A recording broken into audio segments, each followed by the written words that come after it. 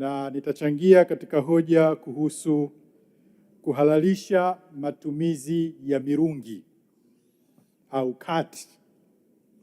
Mheshimiwa Mariam Mzuzuri mbunge na Mheshimiwa Lutengano George Mwalwiba mbunge wametoa ushauri kuhusu kuhalalisha mmea wa mirungi kutokana na mapato makubwa ambayo nchi zilizohalalisha mmea huo zimekuwa zikipata.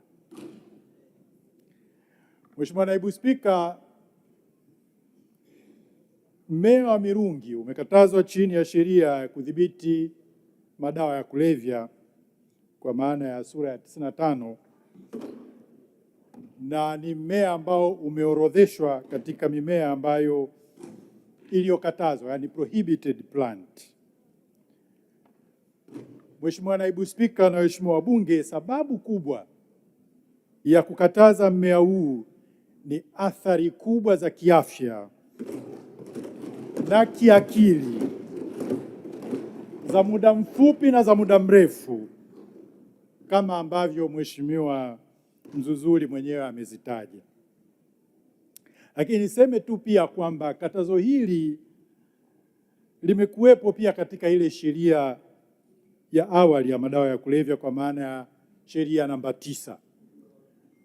Isipokuwa tu inawezekana kwamba hakuona, kwa kuwa sheria hii tuliifanyia marekebisho kupitia muswada wa marekebisho ya sheria mbalimbali mwaka 2002, na kule kwenye jedwali la kwanza tukaweka mirungi au cat plant kwamba ni miongoni mwa mimea ambayo ni hatarishi na hairuhusiwi kwa matumizi ya mwanadamu.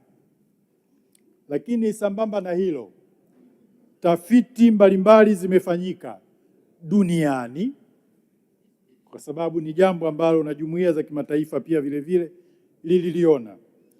Na katika tafiti hizo, wakati tunajadiliana au tuna negotiate United Nations Conventions Against Illicit Narcotic Drugs and Psychotropic Substances ya mwaka 88, tafiti zile zilileta matokeo yafuatayo. Kwanza, mmea huu unaojulikana kama mirungi au kati, au wakati ule wa hiyo convention waliujumuisha katika zile cathinin au catha edulis, kwamba kwanza unashambulia cardiovascular system